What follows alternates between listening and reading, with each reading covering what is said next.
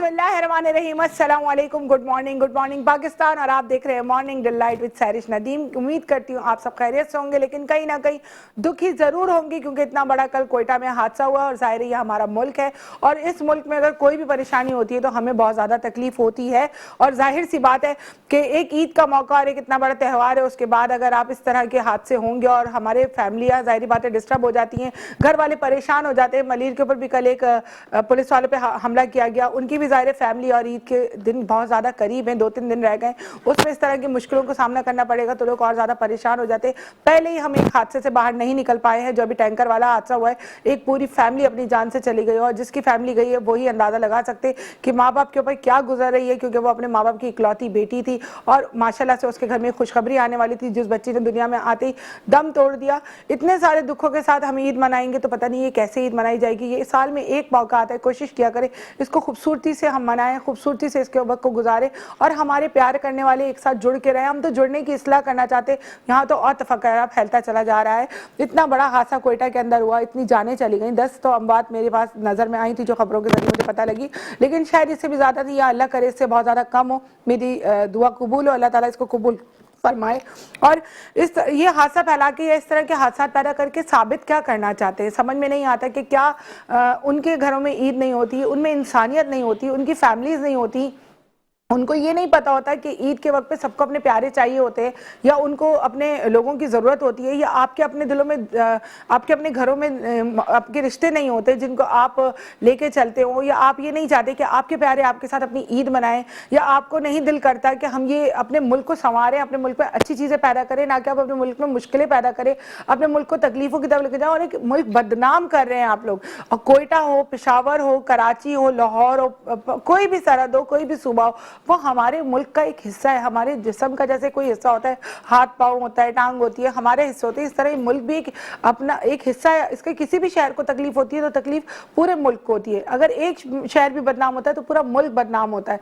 बहरहाल अल्लाह ताला उनको हिदायत दे, जो लोग इस तरह की हरकतें कर रहे हैं और जो लोग इस तरह की तकलीफें फैला रहे हैं, अल्लाह ताला उनको इंतशार फैलाने से बाज रखे, उनको हिदायत दे और इस मुल्क को अपनी हिफ्ज़ अमान में रखे। बहुत ख्वाबों के साथ इस मुल्क को बनाया गया था, लेकिन अभी तक भी बहुत सारे ख्वाब अधूरे रह गए। ऐसा लगता है कि ख्वाब ही रह जाएगा, कभी भी हकीकत नहीं बनेगा, लेकिन अगर हम चाहें तो ख्वाबों को सच्चा कर सकते हैं, क्योंकि ख्वाब भी सच्चे होते हैं। बहरहाल ईद आने में अभी 2 दिन रह गए हैं, ज़रूर आप लोगों की तैयारियां मुकम्मल हो गई होंगी। और जिस तरह मेरा रोज़ाना एक मैसेज होता है कि अपने प्यारों में, अपने करीबी लोगों में देखें, अपने बहन भाइयों के रिश्ते को देखें, कोई ऐसा तो नहीं जो ईद बनाने से रह गया और उसने ईद की तैयारी ना की हो, तो वो परेशान हो रहा हो, उसके घर में कोई तंगी रह गई हो, उसकी सैलरी ना आई हो, उसको कोई मुश्किल हो रही हो, तो प्लीज़ खुदारा अगर आप लोगों को अपनी जेब से भी किसी के लिए कुछ करना पड़े तो ज़रूर करें, क्योंकि ये मौका साल में अल्लाह ताला एक दफ़ा देता है और उसको सबको खुशियों के साथ मनाना चाहिए। क्योंकि अभी देखिए बकरा ईद आएगी ना, तो सबके घर में बहुत बड़े बड़े बैल आके खड़े हो जाएंगे, वक्त से भी बहुत पहले, महीनों से भी बहुत पहले। क्यों? क्योंकि उनको अपनी शोशा दिखानी होती है ना। तो हमारे पास इतना बड़ा बैल आया, तो अगर इसके पैसे आपके पास बकरा ईद के लिए मौजूद है तो फिर अभी आपके प्यारे कैसे रह सकते हैं बगैर ईद के? वो कैसे ईद नहीं मनाएंगे, उनके कपड़े कैसे नहीं बनेंगे? ये सारी चीज़ों को सोचें, ये बहुत छोटी छोटी बातें हैं और अल्लाह ताला ने इनको हुक्म दिया है कि अपने प्यारों की तरफ नज़रसानी करो, अपने रिश्तों को बचाओ और अपने रिश्तों को देखो। और मैं उम्मीद करती हूँ आप सब ने ऐसा ही किया होगा और हम भी कोशिश करें कि हमारी वजह से किसी की अगर ईद अच्छी हो जाए तो अल्लाह ताला हमें उसका बहुत अजर देगा। जैसे कि आपको पता है जुम्मे का दिन होता है और हमारा कवालियों का सिलसिला होता है और माशाल्लाह से हमेशा बहुत अच्छे कवाल आते हैं और बहुत अच्छी आवाज़ होती है और बहुत ज़्यादा दिल को छू जाने वाली वो कवालियाँ पढ़ते हैं और अल्लाह ताला उनको इसी तरह कामयाबों की तरफ रखे।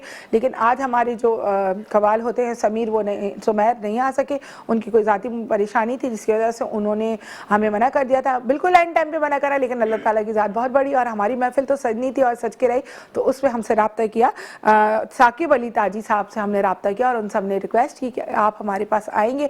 उन्होंने बताया कि थोड़ा सा बिजी शेड्यूल है, लेकिन हम आपके शो में ज़रूर आएंगे, क्योंकि वो हमें इज़्ज़त देते हैं और हम उनको इज़्ज़त देते हैं और इज़्ज़तों से ही कामयाबी है। पैसा वैसा तो सबका अपना होता है, लेकिन इज़्ज़तें एक दूसरे को देने से दिल बड़े हो जाते हैं, जिसके लिए मैं सबसे पहले शुक्रगुजार हूँ साकिब अली ताजी का, जिन्होंने हमें ज्वाइन किया, साकिब अली ताजी ब्रदर्स का भी, जिन्होंने हमें ज्वाइन किया और हमारे साथ कवाली का आज का सिलसिला आगे बढ़ाया और हमारा आखिरी जुम्मा जो कि आज माशाल्लाह से ईद अब आने वाली है, जुम्मतुल विदा है आज, और उसके जुम्मे को उन्होंने हमारे शो को खूबसूरत करने के लिए वो हमारे पास आए।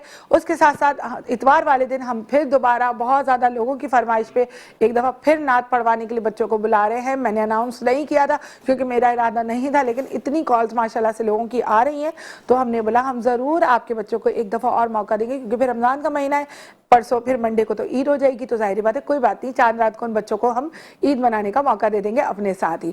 उसके अलावा हमें एक कॉल आई थी जाहिदा खातून की, जिन्होंने हमें बोला कि मैं आपके शो में आना चाहती हूँ, और जैसा कि मैंने आपको कहा है कि ये शो आप सबका है और आपको जब आना हो और आप आएँ और आके इधर अपनी नात पढ़ें, अपनी कव्वाली सुनाएं, आपके अंदर कोई भी टैलेंट है आप उसको बता सकते हैं।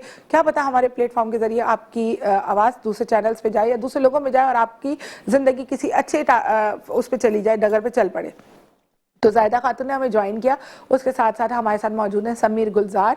उन्होंने हमसे गिला किया कि काफ़ी दिन से आपने मुझे नहीं बुलाया, तो मैंने उन्हें यही अर्ज़ किया कि ना बुलाने की वजह ये कि आपके साथ जो केसेस आते हैं उनकी कोई मदद नहीं कर सकता हमारे शो के ज़रिए, तो फिर मुझे अफसोस होता है कि कोई हमसे उम्मीद लगा के और उसकी उम्मीद पूरी ना हो तो अल्लाह भी नाराज़ होगा, और मैं भी नहीं चाहती कि मेरी वजह से किसी की भी उम्मीद बन के टूट जाए। तो सबसे पहले मैं सलाम करूँगी साकिब अली ताजी। अस्सलाम वालेकुम। वालेकुम। कैसे आप? Thank you so much. सबसे पहले तो साकिब आपका कि आप लोगों ने हमें ज्वाइन किया, और वारिस ताजी आप हैं, कैसे हैं आप? ठीक है माशाल्लाह, आपकी आवाज़ तो बहुत प्यारी है। कहाँ छुपे हुए थे? कहाँ हैं ये खूबसूरत हीरे जो मेरे शो में नहीं आते हैं? कहाँ छुपे होंगे हम तो, ऐसी जब आप बुलाएंगे आपके लिए हाजिर हैं। चलें, ये आपकी मोहब्बत है कि आप लोग को ये कहते हैं कि जब आप बुलाएंगी तो हम आ जाएंगे, ये बहुत बड़ी बात होती है। अस्सलाम वालेकुम जाहिदा, कैसी हैं आप? बहुत अच्छी हैं माशाल्लाह। ऐसे ही अच्छी रही है सदा। और आपको दिक्कत तो नहीं हुई आने में? आपको फौरन रिप्लाई आ गया था कॉल का? जी जी जी। चले, बहुत अच्छी बात है। और समीर कैसे हैं? अस्सलाम वालेकुम। वालेकुम सलाम, अल्हम्दुलिल्लाह बिल्कुल ठीक। माजरत कि आपको ये नाराजगी, मैंने आपको ऑन एयर नहीं बिठाया, लेकिन वजह ये थी कि वो केसेस का मामला था। जाहिर सी बात है कि लोगों की मदद नहीं हो पा रही, तो मुझे अच्छा नहीं लगता कि वो आपके भी सर हों और हमारे भी सर हो जाए, क्योंकि लोग ये समझते हैं कि उनके नाम का पैसा हम रख के बैठ गए। तो जो हमारा अकाउंट चल रहा है हम उसको चेक करा सकते हैं, उसमें किसी के लिए भी एक सिंगल पैनी भी नहीं आई। जो भी हमने कोशिश की है वो मैंने या समीर ने अपनी जेब से करने की कोशिश की, तो अल्लाह ने जो भी करवाया तो वो कर। बिल्कुल ऐसा ही है, लोगों को फोन आ रहे हैं, वो यही समझ रहे हैं कि उनके नाम पे फंड्स आए और ऐसा हमने कुछ ऐसा किया है या वो किया है। वो तो अल्लाह जानता है, क्योंकि अकाउंट्स जो चले हैं वो आप लोगों के चैनल के थ्रू ही चले, तो हम उसे उसकी स्क्रूटनी भी करवा सकते हैं, कोई ऐसी बात नहीं है। मैंने अभी भी कहा ऑन एयर, अभी भी अगर चल रहा हो तो आप चेक कर सकते हैं।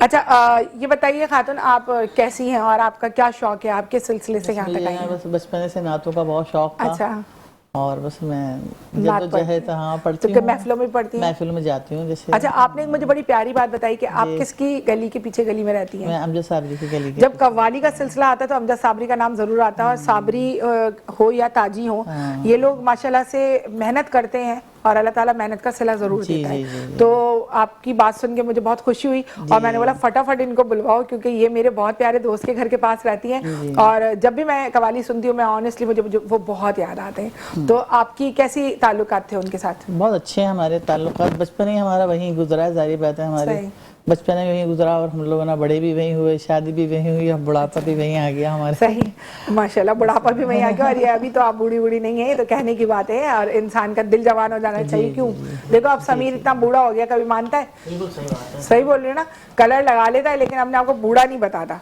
अच्छा, आप ये बताएं, आपने जैसे कहा अभी बुढ़ापे की बात है, तो आपने अपनी जो पूरी लाइफ अपनी गुजारी है उसमें सबसे अच्छी उम्र आपको कौन सी लगी कि यार ये वाली उम्र में ना फिक्र था ना फाका था?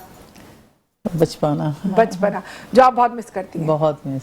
तुम बताओ समीर की सबसे अच्छी उम्र कौन सी होती है? 15 से 20 साल की। 15 से 20 साल की सबसे बेहतरीन उम्र है। आपकी हर चीज उसमें बराबर होती है, आपका एजुकेशन ये वो हर चीज में आप होते हो, खेल सारी चीजें आपको प्रॉपर मिल रही होती हैं, और वही टाइम होता है आपने अवेल करने का। जो आप अचीव करना चाहते हो इसी टाइम में अचीव करो, क्योंकि ये बड़ा वैसा टाइम होता है कि आप पे डिफरेंट चीजें आती हैं। तो इस वक्त को सही यूटिलाइज करना भी एक बड़ा वो है, वरना लोग इसी उम्र में आगे पीछे उम्र होती है और सेंसिटिव टाइम होता है, इसके अंदर इंसान बिगड़ भी सकता है, इसमें इंसान सुधर भी सकता है। आप मुझे बताएं वारिस की सबसे अच्छी उम्र कौन सी होती है? सबसे उम्र अच्छी तो सब में छोटी उम्र ही होती है, जिसमें कोई फिक्र नहीं होती, जिसमें कोई फिक्र ही नहीं होती। कब से आपको शौक हुआ कव्वालियों का और ये सब? शौक तो मुझे बचपन से ही है अल्हम्दुलिल्लाह। वैसे मेरे वालिद साहब सीखा। अभी भी आप इतने बड़े तो नहीं हो? क्या उम्र बड़े होगी? नहीं, छोटे ही हैं। क्या उम्र है? 25 है। 25 है माशाल्लाह। सारा ही ग्रुप आपका छोटा है और बहुत अच्छी जुस्तजू है आप लोगों की। ग्रुप तो माशाल्लाह बहुत बड़ा है वैसे। नहीं नहीं, उम्र में छोटा है। उम्र में छोटे भी और वैसे भी बड़ा ही है। अल्हम्दुलिल्लाह, शुक्र है मालिक का। अपना जाती ग्रुप है हमारा, अपना काम करते हैं, अपना बड़े बड़े DH। नहीं माशाल्लाह से आप लोग छोटी उम्र के लड़कों का बड़ा ग्रुप होगा, लेकिन छोटे उम्र के बच्चों का ग्रुप है। मेरा बोलने का मतलब ये है। और माशाल्लाह से अल्लाह ताला आपको आगे बहुत तरक्की देगा, क्योंकि अभी जिस टाइम से आप लोग शुरू हुए ना, ये टाइम बहुत अच्छा होता है। इंसान इसमें बहुत अच्छा कुछ सीख भी लेता है और बहुत आगे जाने की उसकी जो उम्मीद शौक होते हैं ना, वो बिल्कुल पूरा हो जाता है। तो रज़ा, आप क्या करते हो? माइक करीब कर लो अपने।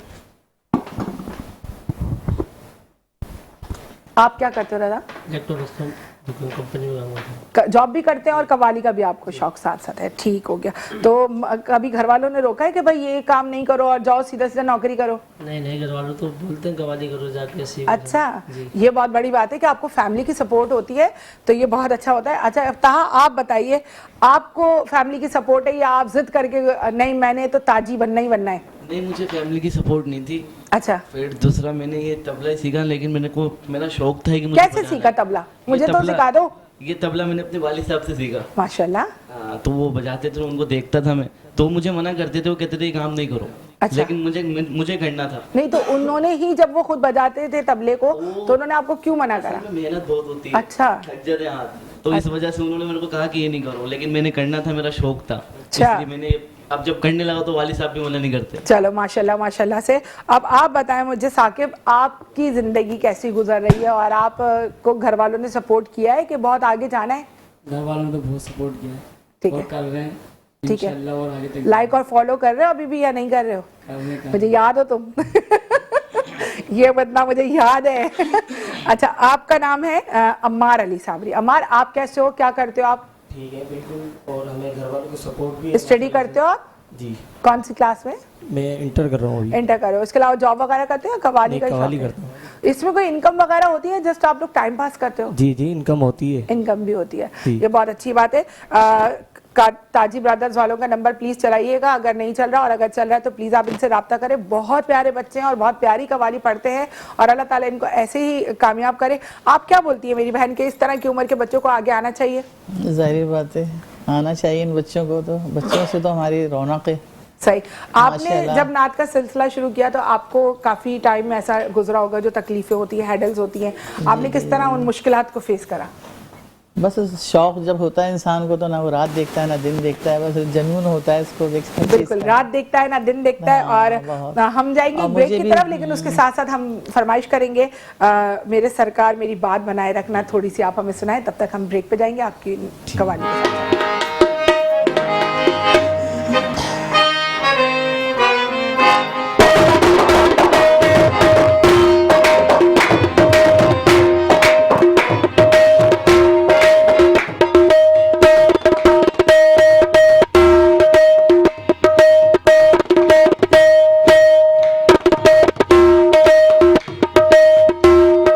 मेरे सरकार मेरी बात बनाए रखना, मेरे सरकार मेरी बात बनाए रखना, मेरे सरकार मेरी बात बनाए रखना। मदीना गर्मी के हुजूर आपके दर से, मदीना गर्मी के हुजूर आपके दर से, ठाट से मंगतों के गुजारे नहीं होते। मेरे सरकार मेरी बात बनाए रखना, का मेरे सरकार मेरी बात बनाए रखना, मेरे सरकार मेरी बात बनाए रखना, मेरे सरकार मेरी बात बनाए रखना। अपने दामाद शफात में, अपने दामाद शफात में छुपाए रखना, आका अपने दामाद शफात में छुपाए रखना, आका। मैंने माना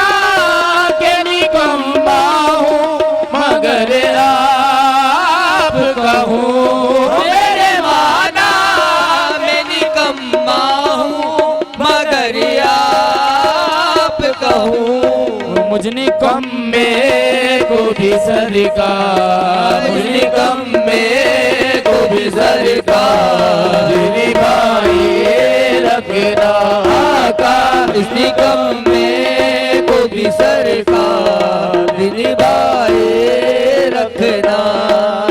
मैं तो कुछ भी नहीं सरकार ने सजवाई है, मैं तो कुछ भी नहीं सरकार ने सजवाई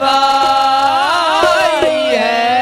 जैसी ये आज सजी है, जैसी ये रात सजी है, सजाए रखना आका, जैसी ये रात सजी है, सजाए रखना। वो मेरे सरकार मेरी बात बनाए रखना। Welcome back. और माशाल्लाह बहुत बहुत प्यारी कवाली पड़ी, बहुत अच्छा लगा और मेरी बहुत सारी दुआएं आपके साथ हैं। आप हमारे शो में आए ये इसलिए भी बहुत सारी दुआएं, और आप हमारे शो में ना भी आए तब भी अल्लाह ताला आपको बहुत कामयाब करे। और हम सेल्फिश नहीं है कि हमारे पास ना आए तो हम बोलें कि भाई अल्लाह पाक कामयाब ना करे, अल्लाह आपको बहुत कामयाब करे। अच्छा बहन, आप माशाल्लाह नात के सिलसिले से आपने आपको चाहती हैं कि आप आगे बढ़े, तो आप कौन सी नात आपको जो सबसे ज़्यादा दिल को छूती है कि बस मैं ये वाली नात हर वक्त गुनगुनाती रहूँ और पढ़ती रहूँ? शहर मोहब्बत। शहर मोहम्मद। तो आपने माशाल्लाह बताया कि आप नात पढ़ती थी और आपको किसी ने बोला कि आप उम्रा जाओगी, वो बात थोड़ी तफसील में बताइए ना। बस मेरा बहुत दिल करता था जैसे कहना मैं उम्रा करने जाऊं, इतने वसाइल भी नहीं थे मेरे जी। तो बस है ना किसी ने मुझे कह दिया ऐसे ही कहना आप ना नाते पढ़ा करें जी। तो मैं छुप के ना बस रातों को दिन को नाते पढ़ती थी। अच्छा। तो अल्लाह ताला ने मुझे अचानक फैमिली की सपोर्ट थी आपको कि पढ़ो? घर वाले बोलते थे पढ़ो? बस मुझे ही शौक था बचपन ऐसे बहुत। नहीं मतलब घर वालों ने बोला कि पढ़ो, या उन्होंने आपको बोला कि नहीं नहीं छोड़ो इसको, चूल्हा हांडी करो खाली? नहीं, वो अम्मी के दौर पे तो अम्मी को तो बहुत शौक था हमारी अम्मी अच्छा। को, जब छोटी सी थी जब तो मैं तो अम्मी के साथ ही साथ मैं पढ़ती थी। सही। बचपन में तो फिर अम्मी का इंतकाल हो गया था जब मैं ज्यादा बड़ी नहीं थी, मैं बस 15-16 साल। कौन सी नात आप हमें छोटा सा कलाम सुनाएंगी जरा? शहर मोहब्बत। सुनाइए। माइक मैं लेके दूं आपको, किसी से माइक ले दें? बस ठीक है, ये हो गया माइक, ये लीजिए।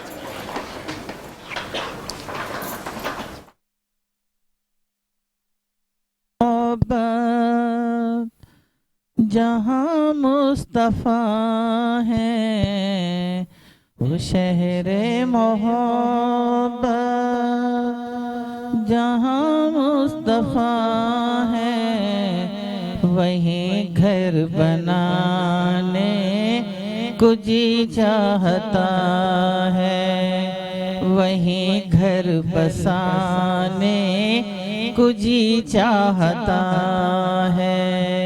वो सोने से कंकड़ वो चांदी से मट्टी, वो सोने से कंकड़ वो चांदी से मट्टी नजर में बसाने को जी चाहता है। जहाँ दे मोहब्बत की आवाज गूंजी, कहाँ खंजराने से दुल्हन से अपनी इजाजत अगर दो तो जामे शहादत, इजाजत अगर दो तो जामे शहादत नजर में बसाने को जी चाहता है। जहाँ दे मोहब्बत की आवाज गूंजी, कहाँ खंजराने से दुल्हन से अपनी इजाजत अगर दो तो जामे शहादत लबों से लगाने को जी चाहता है।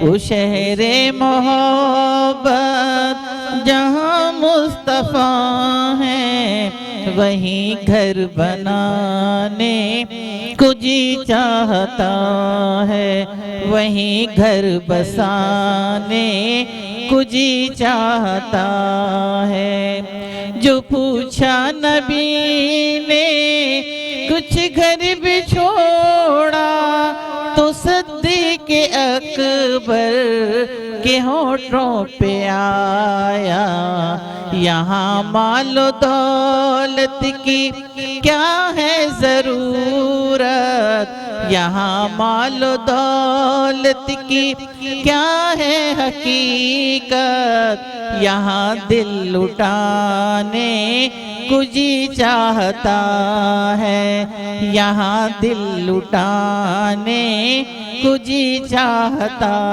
है। सितारों से ये चाँद कहता है हर दम, तुम्हें क्या बताएं ये टुकड़ों का आलम।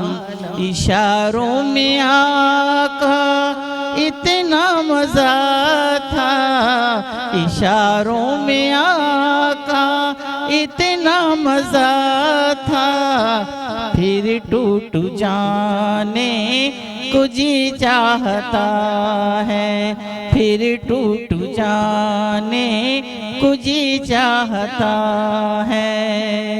वो नन्ना सा असगर एड़ी रिगड़ी कर खैमे में रोकर ये कह रहा था, बाबा मैं पानी का प्यासा नहीं हूँ, मैं बाबा मैं पानी का प्यासा नहीं हूँ, मेरा सर कटाने को जी चाहता है, मुझे रंग में जाने को जी चाहता है। वो शहरे मोहब्बत जहाँ मुस्तफ़ा है, वहीं घर बनाने को जी चाहता है, वहीं घर बसाने को जी चाहता है। सुभान अल्लाह, सुभान अल्लाह, सुभान अल्लाह। और जैसे कि मैंने आप लोगों से कहा था कि कोई भी ऐसा हो जो अपनी नात की आवाज़ हम लोगों को सुनाना चाहते हो और हमारे प्लेटफॉर्म पे आना चाहते हो, तो हमारा प्लेटफॉर्म हाजिर है। आप हमें लाइव कॉल भी कर सकते हैं, आप हमारे सेलफोन नंबर पे भी कॉल कर सकते हैं, और जितना हमसे हो सकेगा हम आप लोगों को अप्रिशिएट ज़रूर करेंगे अपने शो में बुला के। और बहुत प्यारी आवाज़ आयदा, अल्लाह ताला आपकी नीयत को और आपकी जो सोच है उसको कबूल फरमाए, और आपकी इस नात के सदके आपकी तमाम तर मुश्किलात अल्लाह ताला दूर करे, क्योंकि हर इंसान कहीं ना कहीं किसी बात पे परेशान है और ज़रूर उसको अल्लाह ताला उस मुश्किल से निकाले। आमीन सुम्मा आमीन। अच्छा, अब आप हमें कौन सी बहुत प्यारी सी कवाली सुनाने वाले हैं? मैं क्यों भीख मांगू, ये वाली सुना सकते हैं मुझे? जी, बिल्कुल सुना सकते हैं। तो चलिए शुरू करें।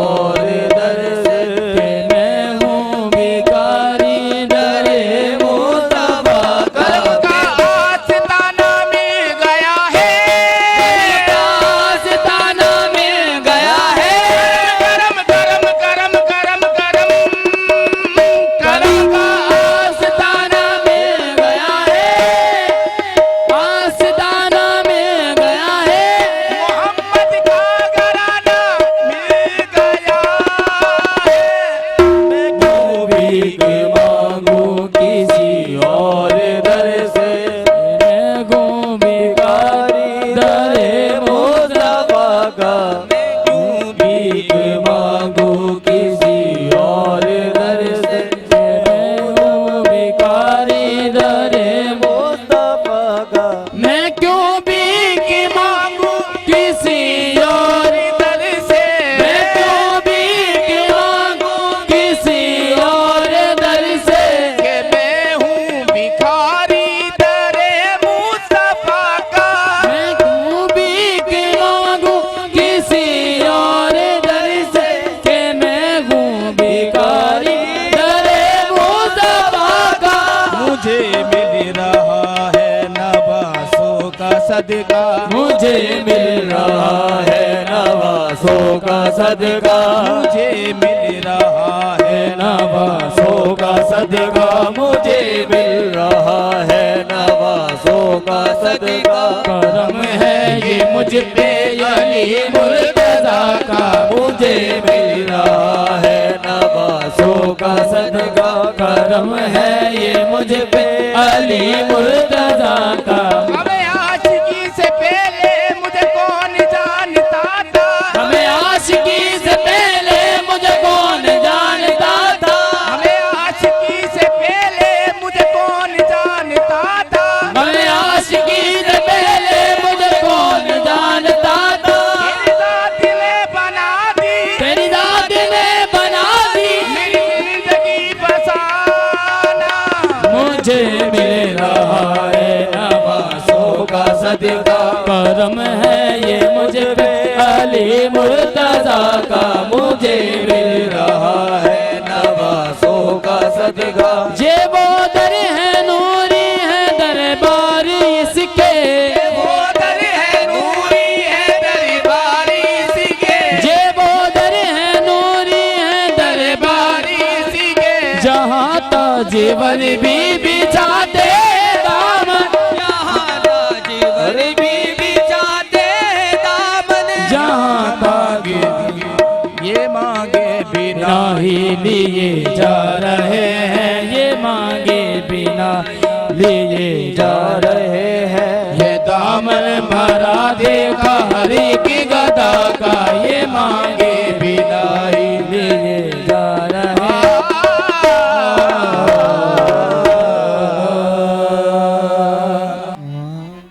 बहुत प्यारी, जबरदस्त, बहुत दिल जीत लिया तुमने। सच बताऊं, मेरा दिल चाहता है जब कवाली शुरू होती है ना, मैं बोलती हूँ वक्त रुक जाए और वो बस कलाम चलता रहे और मैं सुनती रहूँ।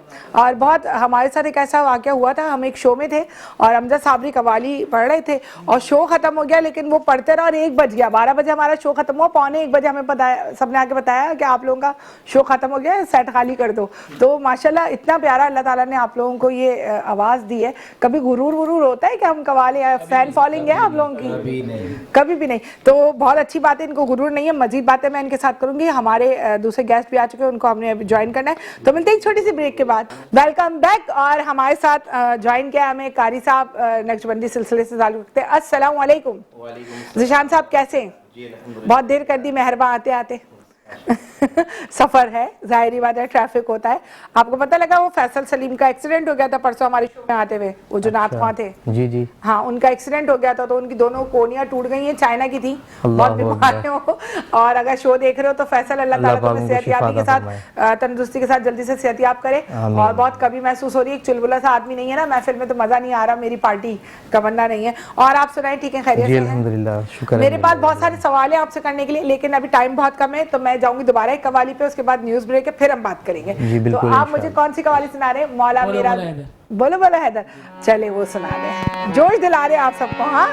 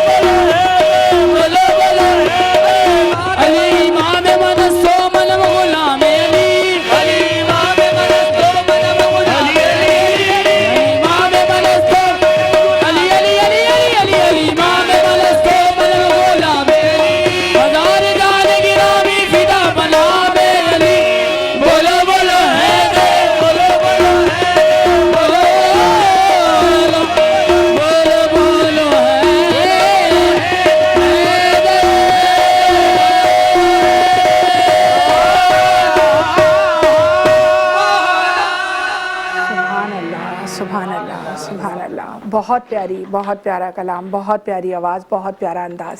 मिलते हैं एक छोटी सी ब्रेक के बाद। बैक। और आपने ज़ायदा बताया कि आप यहाँ पर आई कॉल करके, आपको आने में मुश्किल तो नहीं हुई? आपने मुझसे कुछ और बात भी कहनी थी, वो बताइए। जी हाँ, बस मैं ये कहना चाह रही थी, कोई शख्स हैं बहुत अच्छे, शख्सियत उनकी, यानी कि बहुत उरूज पे हैं वो बेचारे। अच्छा। उनके एक भाई हैं जो चैनल पे हमारे बहुत कम लोग उनको बुलाते हैं, तो मैं चाह रही हूँ कि कल उनको मैं आपके पास लेके आऊँ। बिल्कुल, आप हमारे शो में ला सकते हैं। किस सिलसिले से लाना चाहती हैं आप? बस ये कि ना नाते पढ़े या कव्वाली पढ़े। कब वो भी कव्वाली के सिलसिले से? अच्छा, बिल्कुल। नाम जान सकती हूँ या नहीं? मैं सरप्राइज दूंगी उनको। अच्छा, उनको भी सरप्राइज देंगी और हमको भी सरप्राइज देंगी। Thank you. बिल्कुल उनको लेकर आ सकती है। शो आप सबका शो है। आप में से जो भी अपनी किसी भी टैलेंट को उजागर करना चाहता है तो हमारे प्लेटफॉर्म पे आ सकता है। हमने उनको हमेशा मोस्ट वेलकम किया और हम चाहते हैं कि कोई कमी ना रह जाए किसी को। अच्छा काई साहब, आप मुझे ये बताइएगा कि इस्तिखारे के हवाले से कुछ लोगों ने मुझसे रब्ता किया था कि वो आपको इस्तिखारे के लिए जाना चाहते, लेकिन किसी ने कहा है कि उन्होंने इस्तिखारा करवाया था अपनी शादी के लिए और जब उनकी बेटी का रिश्ता हो गया तो इस्तिखारे में हाँ आया, लेकिन उसके बाद उनका बेटी का मामला बिगड़ा और रिश्ता टूट चुका है। तो वो ये पूछ रही थी फिर इस्तिखारे की हैसियत जो है, जो हम लोग समझते हैं कि बस उसमें हाँ आ गया तो सब कुछ सही होगा, तो ऐसा क्यों हुआ उनके साथ? देखिए कि इस्तिखारा जो है, सबसे पहले तो याद रखिए कि ये एक ज़न्नी अमल होता है। ठीक है। और इस्तिखारे के ऊपर कभी भी 100% जो है वो यकीन नहीं रखना चाहिए। ठीक है। जो इस्तिखारे का मामला है। ठीक है। क्योंकि इस्तिखारे के ज़रिए कोई ये जानना चाहे कि मेरी आइंदा की ज़िंदगी कैसे गुजरेगी, सही, फुला मेरा काम होगा नहीं होगा, औलाद होगी नहीं होगी, तो ये सब जो है ना बातें जो हैं गैब से मुताल्लिक हैं।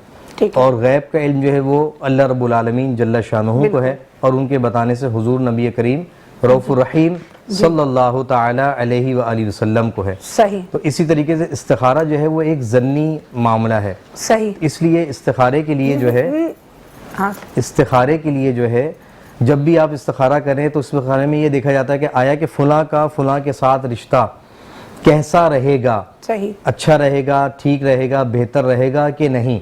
फिर उसमें एक इशारा आता है कि इनका रिश्ता आपस में बेहतर रहेगा, तो फिर कह दिया जाता है कि आपका इसमें जो है बेहतर रहेगा, लिहाजा आप इनसे रिश्ता कर सकते हैं। और ऐसा होता है कि बाज़ मरतबा इस्तिखारा करते हैं और कई मरतबा करते हैं, मगर किसी के साथ रिश्ता वो बेहतर जो है वो नहीं आता।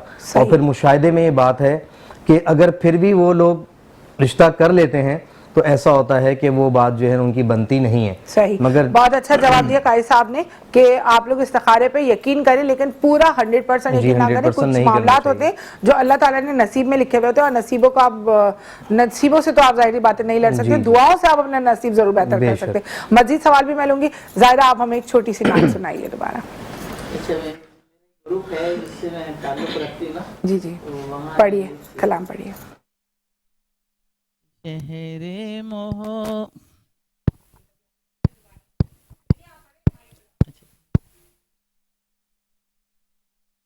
या मोहम्मद करमों की नजर हो, या मोहम्मद करमों की नजर हो, सूवे तैबा हमारा सफर हो, सूवे तैबा हमारा सफर हो। कब से हम दीदी के मुंतजर हैं, कब से हम दीदी के मुंतजर हैं, तन में सांसें भी अब मुख्तसर हैं।